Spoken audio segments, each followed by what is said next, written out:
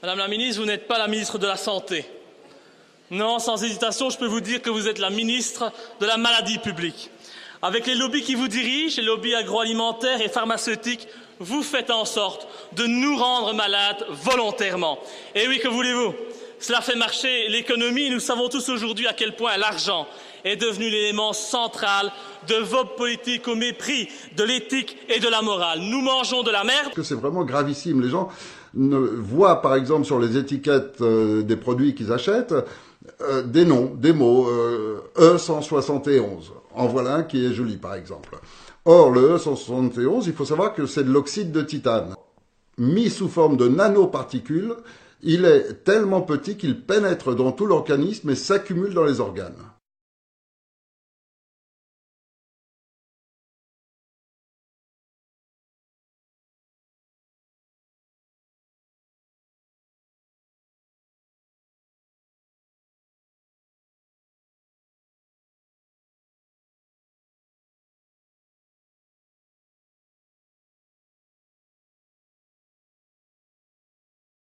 Nous respirons de l'air pollué par des usines ou via les chemtrails.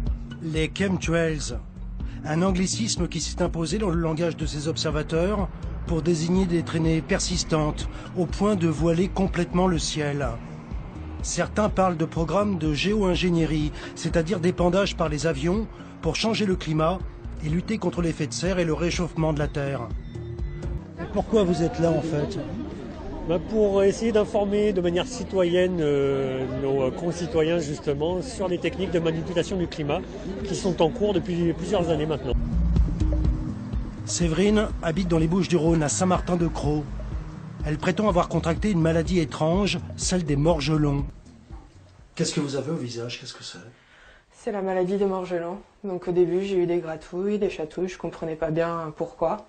Et j'ai aussi parfois des violentes démangeaisons vraiment intenses avec le visage qui gonfle, je deviens rouge, un peu comme une réaction allergique. Pour Séverine, cette maladie dite des morgelons serait provoquée par les chemtrails. Elle a filmé dans son jardin d'étranges filaments qui seraient tombés du ciel. Elle les a confiés sous constat d'huissier à un laboratoire d'analyse. Ces molécules ne se rassemblent pas, donc elles restent sous la forme de filaments. Et c'est seulement quand on commence à les manipuler qu'on arrive à en faire une petite boule. Mais quand elles sont dans l'air, elles sont vraiment disséminées, dispersées sous la forme de filaments. Ça ressemble à des toiles d'araignée. Et c'est très collant, comme vous voyez, c'est très collant. Voilà. Mais c'est pas naturel alors, si? Non, c'est manifestement artificiel. Et ça, j'en suis maintenant convaincu depuis que j'ai pu faire ces analyses. Parce qu'on trouve des produits qui sont d'origine industrielle, donc la question ne se pose plus. Son dernier rapport d'analyse confirme la présence de phtalates, des composés chimiques qu'on retrouve dans les emballages ménagers, les plastiques, les peintures ou les cosmétiques, des phtalates qui se révèlent très toxiques. Ces filaments, c'est une sorte d'arrosage généralisé sur un territoire immense, la France par exemple, voire l'Europe, avec des substances contenant des perturbateurs endocriniens. Ils perturbent notre système endocrinien, et sans notre système endocrinien, on est, enfin je vais être vulgaire, mais on est foutu quoi. Nous tombons malades à cause de ce que nous mangeons et de ce que nous respirons. Et il suffit de voir l'explosion du nombre de cancers aujourd'hui. Tout cela n'est pas anodin, tout cela est voulu, car cela fait marcher l'économie de la mort. En effet, un homme malade permet aux banques de s'enrichir. Bien entendu, puisque pour combler le trou de la sécurité sociale, le gouvernement emprunte de l'argent aux banques. L'homme malade, c'est donc un jackpot pour les banques. Ensuite, l'homme malade, eh bien, il prendra des médicaments dont on ne sait pas très bien de quoi ils se composent. Et hop, re-jackpot. Parce que là, c'est l'industrie pharmaceutique qui s'en met plein les poches. Et je ne parle pas encore des fameux vaccins que vous nous imposez au mépris total de notre liberté individuelle.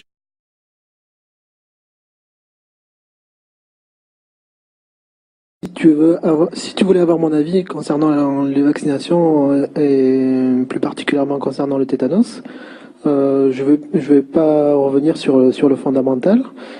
Par contre, je vais simplement te parler un petit peu de mon expérience. Jusqu'à il y a peu de temps, je vaccinais à tour de bras les enfants qui avaient une quinzaine de jours avec des vaccins qui comportaient beaucoup de souches, 6 voire voilà. Et puis après, je me suis mis un petit peu à réfléchir quand j'ai eu ces informations. Si on réfléchit un petit peu, si on voit qu'il y a des vaccins qui sont obligatoires et d'autres pas obligatoires, on fait vite le choix déjà d'écarter, dans le doute, ceux qui ne sont pas obligatoires. Ensuite, concernant les vaccins qui sont obligatoires, j'essaie de trouver des vaccins qui n'étaient pas composés de métaux lourds, où il n'y avait pas de métaux lourds dans leur composition. J'en ai pas trouvé. Donc là, je suis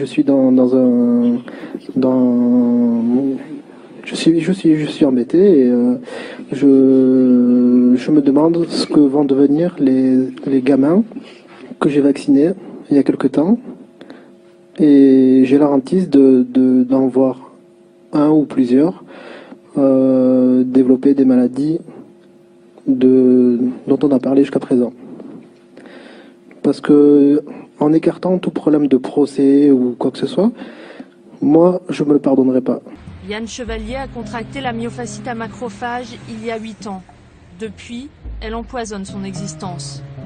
Elle s'est déclarée 1 an après sa vaccination pour des raisons professionnelles contre l'hépatite B. J'ai été vacciné le 19 mai. Le 19 mai l'année d'après, je ne pouvais plus me lever. J'avais trop mal partout. J'étais parti le lundi matin, ça m'arrivait le week-end, et le lundi matin j'étais parti pour aller travailler, j'ai dû faire demi-tour parce que je ne pouvais plus conduire. Je n'arrivais plus à tourner mon volant. Ça devenait dangereux, j'ai fait demi-tour et je suis rentré pour dire à mon épouse, je ne peux plus conduire, j'arrive pas. Reconnu invalide, Yann, 40 ans, est aujourd'hui dans l'incapacité de travailler. 2 fois par an, il vient consulter à Créteil, toujours accompagné de sa femme, car se déplacer seul lui est devenu impossible. On le sait quand on a un enfant qui est normal et qui, après avoir reçu le vaccin, devient subitement différent. Il n'y a aucun doute dans mon esprit.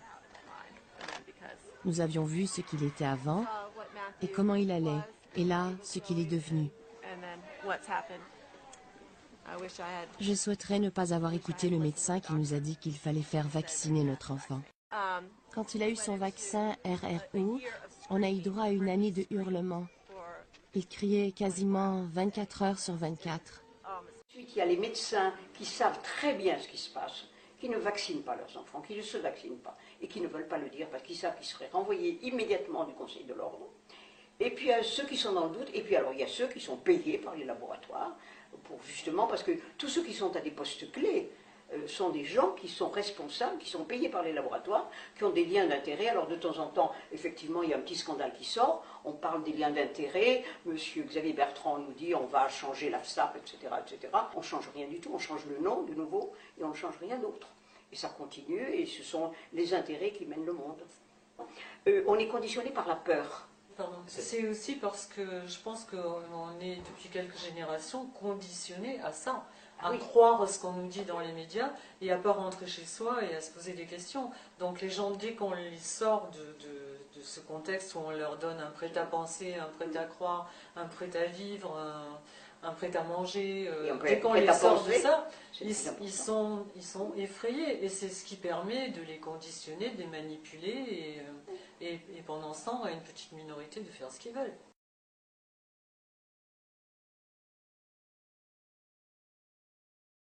Monitoring the emerging cases of swine flu in the United States. And this is obviously a cause for concern and requires a heightened state of alert. The president now declaring the H1N1 outbreak a national emergency. The White House says the president signed this proclamation last night. It will allow medical officials to bypass certain federal requirements. Some officials describe this move as being similar to a declaration ahead of a hurricane.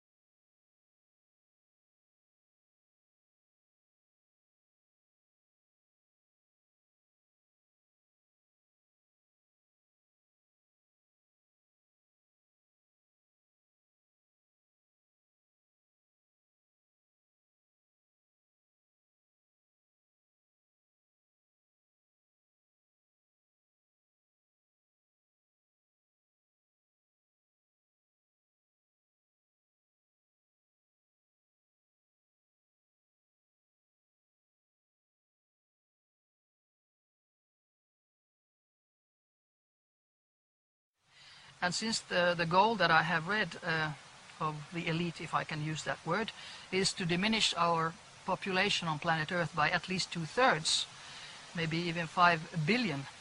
So that's very, very Can negative. you explore that more? I mean, we're facing this new disease which is coming out, the Swine? swine flu. Oh, that's just rubbish. What's I mean, your- that what's is your- really rubbish. You know, it's not the swine flu that's dangerous, it's the injections. And of course, behind the whole thing is to diminish world population, because it's very toxic, and to get milliards and milliards and milliards into the pockets of those who put them out. Rumsfeld is an owner also in one of the big drug companies. And since they want to diminish the population, so they start saying that children and pregnant women are the first ones. Eliminate the next generation. They are just having a scary program in the mass media. All mass media says, oh, it's going to be terrible. Now it's something, pam, pam, pam. It's a scary, scary, scary propaganda. And people get scared because they don't know. So what's the ultimate strategy, do you think, that's happening with this? What's their target? What's their intent? The target is to get rid of so many people as possible and to get as much money for them as possible. Pour moi, l'enjeu là, c'est d'empêcher que cette campagne de vaccination se fasse. Parce que je n'ai pas envie que mon voisin, petit vieux, mal informé et que tout ça dépasse, se fasse potentiellement empoisonner par ces vaccins, ni les enfants de ma voisine. Je n'ai pas envie de jouer dans cette manipulation-là. Et non seulement je n'ai pas envie d'y jouer, mais il est très clair qu'avec la quantité de personnes ici en France, nous agissons et nous allons continuer à agir, non pas pour voir ce qui se passe, mais pour empêcher. Il y a quelques années, je ne sais pas si vous vous souvenez, il y a eu un tremblement de terre à Kobe, au Japon. Couverture vaccinale au Japon, parce que là on ne rigole pas, hein, il n'y a pas de choix, il n'y a pas de liberté non plus. Couverture vaccinale, 98%. L'eau a été coupée, l'eau potable a été coupée. Les conditions sanitaires ont été épouvantables. 5 jours plus tard, les maladies infectieuses étaient partout dans la ville de Kobe. Pourtant, ces gens étaient vaccinés à 98%. Alors celui qui me fera croire encore que les vaccins, ça protège de quoi que ce soit il ne veut pas entendre, soit c'est un imbécile, soit il est payé par les laboratoires. Mais arrêtez de vacciner vos enfants, bon sang. Arrêtez de vous faire vacciner.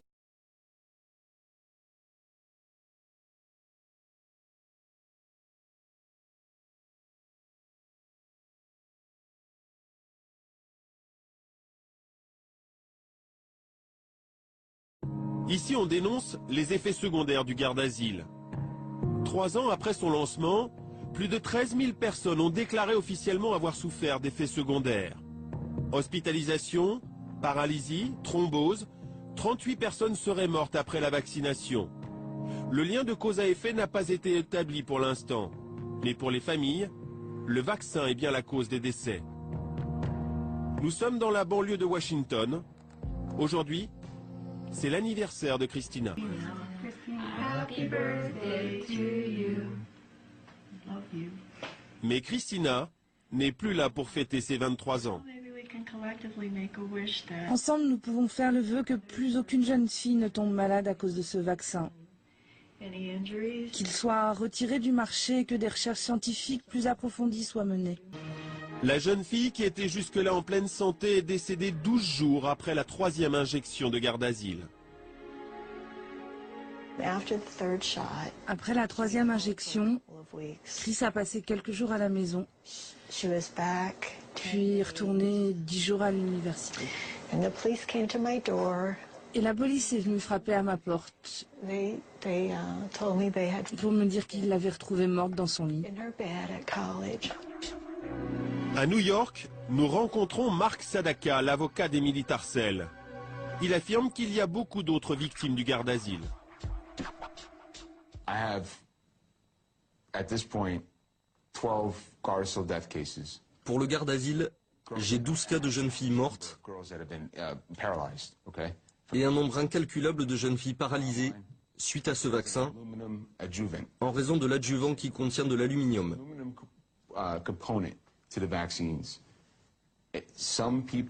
Chez certaines personnes, cela cause une réaction sévère de type allergique,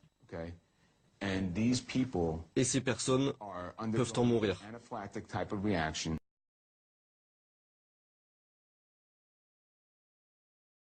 Depuis l'âge de 2 mois, Raphaël est nourri au lait infantile.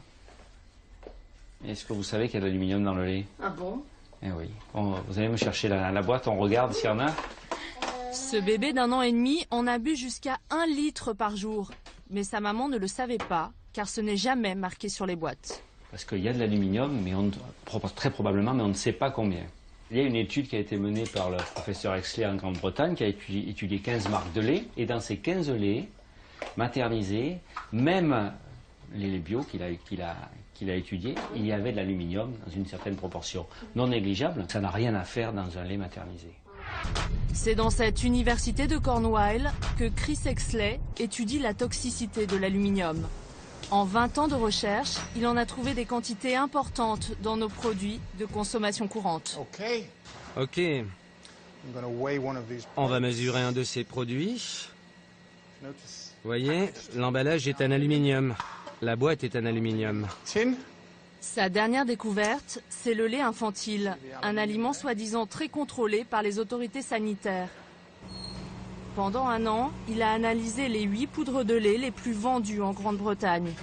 Pour mesurer l'aluminium, Chris Exley a utilisé cette machine ultra précise.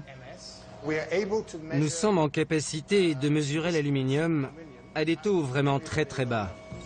À sa grande surprise, Chris Exley a trouvé des taux très élevés d'aluminium dans les poudres de lait, de 0,4 à 0,63 mg d'aluminium par litre, entre 2 et 3 fois plus que la limite dans l'eau du robinet. 0,63 mg par litre, 0,5 et les autres sont aux alentours de 0,4. Rappelez-vous, le taux autorisé dans l'eau du robinet, c'est 0,2 mg par litre. Pour moi, l'aluminium dans les préparations infantiles est un scandale. Pour Chris Exley, ingurgiter de telles quantités d'aluminium dès les premiers mois de notre vie représente un réel danger. Chez les enfants jusqu'à 6 mois, la barrière encéphalopathique n'est pas formée. Ils sont plus enclins à accumuler de l'aluminium dans leur cerveau. Ils sont très vulnérables, plus qu'à n'importe quel âge. On sait, d'après nos études, qu'on accumule tous de l'aluminium dans notre cerveau avec le temps. Donc, c'est un problème. Si vous chargez en aluminium le cerveau d'un bébé dans les premiers mois de sa vie, l'aluminium peut alors entraîner des dommages pour le reste de votre vie. À quoi ressemble une nourriture sans aluminium? Première comparaison entre une brioche bio et cette brioche industrielle. Dans la brioche conventionnelle, on a des colorants. La deuxième chose, c'est qu'on va retrouver des antioxydants et aussi l'utilisation d'arômes et de protéines de lait qu'on ne retrouve pas, par exemple, dans la brioche bio. On a ici des arômes, mais qui sont des arômes naturels et qui, plus est, proviennent de l'agriculture biologique. Sans antioxydants, les gâteaux bio se conservent moins longtemps. Et sans colorant, le pain de mie n'a plus la même blancheur que ce pain industriel. On voit déjà les différences de couleurs. Les additifs là aussi peuvent être utilisés, notamment dans le cas du conventionnel pour un blanchiment. Donc d'avoir un pain blanc, et on voit très bien la différence entre les deux. Donc de blanchir à outrance, on voit pas l'intérêt, à part de conditionner le consommateur et de lui dire qu'un pain de mie, ça doit être blanc. Dans nos aliments, l'aluminium est incontournable, mais il est impossible d'additionner les doses que nous absorbons.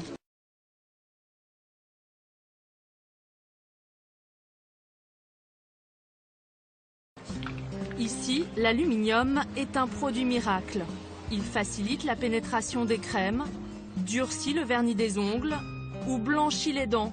Et dans les déodorants, il permet de bloquer la transpiration. Les antitranspirants peuvent contenir jusqu'à 20% de sel d'aluminium. Il y a de plus en plus de marques de déodorants qui laissent le choix aux consommateurs, parce qu'ils savent, qui laissent le choix entre une formulation avec alu, ce qu'on vient de voir, et une formulation sans alu. J'ai trouvé 3 marques nouvelles Au début, il n'y avait que Shaya. Maintenant, j'en ai trouvé 3 marques. Regardez, sans aluminium. Ces produits sans sel d'aluminium masquent l'odeur, mais ne bloquent plus la transpiration. Et leur slogan est un argument de vente. Mais attention aux arnaques marketing. Ouh là là, le piège. Le piège. Elles sont tombées en plein dans le piège. Voilà, sans chlorhydrate d'aluminium, la nouvelle pub. Et je lis à la pierre d'Alun. Vous savez ce que c'est que la pierre d'Alun? Oui, c'est de l'aluminium. C'est de l'aluminium. Oui, mais c'est naturel. Mais c'est pas. Les anamides phalloïdes sont des produits, c'est des naturels, hein, c'est toxique. Qui dit naturel, méfiez-vous de l'argument naturel. L'aluminium des antitranspirants serait beaucoup plus dangereux que celui que nous mangeons. C'est ce qu'a découvert une équipe de chercheurs à Poitiers. Dans cet hôpital universitaire, le docteur Guillard et le professeur Pinault travaillent depuis 8 ans sur le passage de l'aluminium à travers la peau. Et c'est ici qu'en 2004, vous avez découvert un cas exceptionnel. Un cas exceptionnel où tout a basculé sur le passage transcutané de l'aluminium. Tout a basculé en 2004, tout a été remis en question. Cette année-là, une patiente lui décrit des symptômes de fatigue et de douleurs intenses. Mais aucun médecin n'arrive à comprendre. À ce moment-là, nous avons dosé ici, dans cette salle blanche, l'aluminium. Et lorsqu'on m'a dit le taux, Annie Marot est venue me voir, la technicienne, et m'a dit, regarde, elle a 105 microgrammes litre. Ce sont des taux énormes. Par rapport aux témoins, par exemple, c'est 2 ou 3 microgrammes litre. Donc, on s'est un petit peu affolé quand même. Pendant 1 an, l'équipe d'Olivier Guillard mène l'enquête. Elle finit par trouver la cause de cette intoxication à l'aluminium chez leur patiente. Donc ici, de janvier 1999 à janvier 2003, ça veut dire que pendant 4 ans, elle s'est mise cette crème d'antitranspirant à base d'aluminium. Et croyez-moi, d'après ce qu'elle me disait, elle en mettait matin et soir sur une peau rasée. À ce moment-là, voyant le taux d'aluminium dans le sang, je lui ai dit d'arrêter, ici on va bien antiperspirant stop, d'arrêter les antiperspirants. Et à ce moment-là, le taux, c'est très significatif, est revenu seulement au bout de 8 mois, le taux normal d'aluminium. Pour les 2 scientifiques, c'est une révélation. L'aluminium contenu dans les antitranspirants passerait la barrière de la peau et intoxiquerait ses utilisateurs. Pendant 1 an, ils vont tester une dizaine d'antitranspirants sur des échantillons de peau humaine déposés à la surface de cette petite fiole. On va déposer à la surface de la peau le produit que l'on veut tester. L'aluminium contenu dans l'antitranspirant passe à travers la peau et se déverse dans ce liquide jaune. Selon la peau des personnes, ce liquide va contenir plus ou moins d'aluminium. L'aluminium contenu dans les antitranspirants, appliqué sur peau saine, est retenu en très faible quantité au niveau de la couche cornée. Par contre, sur peau lésée, ce qui est fréquent sur la personne qui va se raser régulièrement, la quantité qui pénètre est multipliée par 6, ce qui devient important et peut entraîner des pathologies telles que le cas clinique que nous avons observé sur Poitiers. Les chercheurs de Poitiers ne sont pas les seuls à s'inquiéter des effets toxiques des antitranspirants. En Angleterre, Philippe Adarbre mène depuis 2003 des recherches sur les cosmétiques et le cancer du sein. Ses conclusions sont terribles. Nous suggérons que les cosmétiques peuvent être une cause de cancer du sein à cause des substances chimiques qu'ils contiennent et qui sont appliquées directement dans la zone adjacente au sein. Le cancer du sein survient fréquemment dans le cadran supérieur externe du sein, cette zone où sont appliqués les cosmétiques.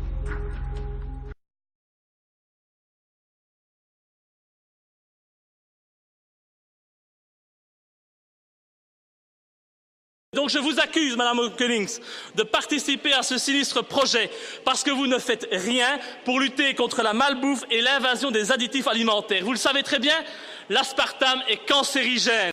En fait, l'aspartame et le glutamate monosodique sont les 2 additifs les plus dangereux sur le marché et bizarrement, ce sont les 2 plus récurrents dans nos produits alimentaires. Et ces deux additifs sont des excitotoxines qui excitent et détruisent les neurones. L'aspartame, qu'on appelle aussi E951, provoque des tumeurs cérébrales. L'aspartame provoque et attaque le système nerveux. Il attaque les yeux, la mémoire, le foie, les reins, etc. En fait, c'est un véritable poison. Et c'est parce que l'aspartame contient du méthanol au pouvoir sucrant et que cette molécule se transforme en formaldéhyde hautement cancérigène qui peut provoquer des troubles très graves du comportement. Dans son livre, le professeur Woodrow Monté cite 740 sources scientifiques qui attestent de l'extrême nocivité de l'aspartame, et en particulier du méthanol qu'il contient. 740 sources scientifiques. Et à vous écouter, il semblerait qu'il y ait beaucoup de scientifiques mentalement malades ou incompétents dans ce monde. Et pour le professeur Alemani, depuis 35 ans, cet additif a tué 200 millions de consommateurs dans le monde. C'est une arme de destruction massive silencieuse. Dr Roberts, Jim McDonald, professeur Woodrow Monté, professeur John Olney, Ralph Walton, Corinne Gouget, Claire Sévrac, ils sont nombreux ces scientifiques sérieux qui ont traité de ces sujets. Et ils ont tous un point commun, avoir été diabolisés par les médias, discrédités par les politiques comme vous me discréditez et les lobbies pharmaceutiques et agroalimentaires. Vous laissez nos concitoyens ingérer des poisons pour satisfaire les lois du marché, pour créer des produits que l'on peut conserver des semaines et qui nous tuent à petit feu. Bref, vous rendez consciemment vos concitoyens malades pour le fric.